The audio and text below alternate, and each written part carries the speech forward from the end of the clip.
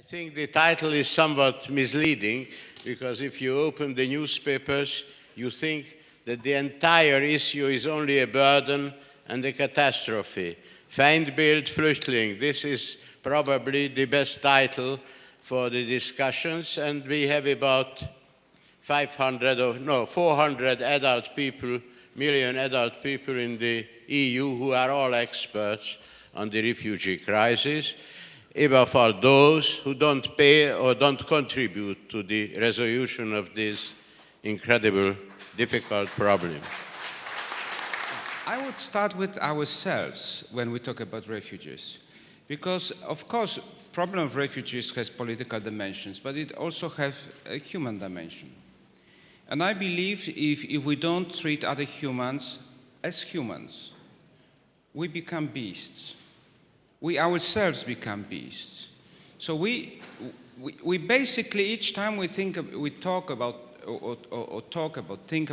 migration, refugees problem, we shouldn't only talk about statistics. We shouldn't only talk about institutions and those in charge of those institutions. We should also talk about human dimensions of the problem.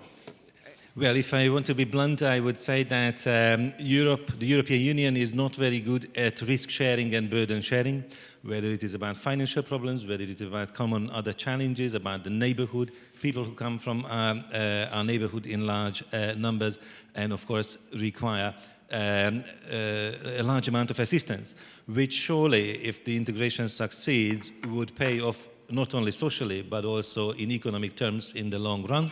But in order to share the initial cost, the European Union has not excelled. What was our problem with the decision-making process in the European Union now and with the European Commission?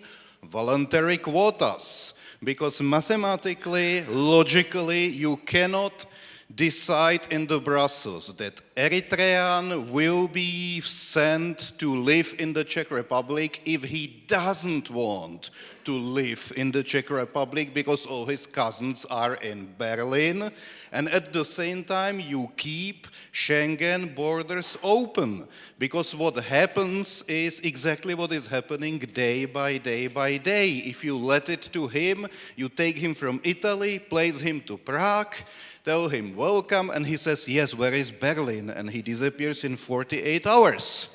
So our problem with the suggestion and with the involuntary quotas was absolutely logical. How you want to decide for people where in the Schengen they must live according to the wisdom of the Commission and keep them there while you have Schengen? I want to start with a stupid question, and this is how I feel we choose our approach in many cases. And the stupid question I want to confront you with is migration, yes or no? This is the approach we choose in many cases. And the question is similar smart as and similar intelligent as, shall we eat, yes or no? Yes, of course we shall eat. The question is how much we eat, and this is your example from the kitchen, and now I tell you something about eating. Yes, of course we shall eat, but the question is how much and which kind. And related to migration, yes, of course we need migration, but it's a lot about quantities and qualification. The immigrants, the refugees are very young, 30% in Vienna. 30% of the refugees are younger than 18. We know, and we heard it already, Austria, Germany, all together in Europe, we are an aging society. And that means the flow of the young refugees, of all refugees, is a big chance for Europe and especially for Austria. Because on the other side, we have, together with Germany and Switzerland, the so-called dual system in professional education or vocational education system, which provides skilled workers for Austrian industry. And Austrian industry is very successful in international markets. In the last few years, concerning the demographic situation, there are less and less young people who are willing to be apprentices. So this is a second chance.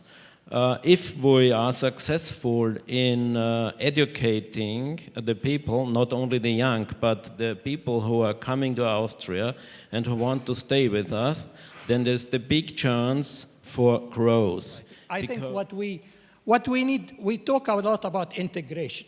We haven't really talked about what do we mean by integration. We haven't talked about the rights and obligation when you accept people as immigrants. What are their rights? What are their obligations? What do you have to do to make them part of a socially cohesive society? We ended up letting them in, but keeping them on the sideline. And then we result in all these marginalized people in Germany, in France. And so there's a lot of work we need to do. Integration. Does integration mean that everybody have to eat Wiener Schnitzel? Or does integration means that we have to speak the language, that we have to belong to the society? We need a serious discussion. We need a serious discussion what immigration is going to happen anyway. And if we do not regulate it, it will be illegal immigration with all the problems we have.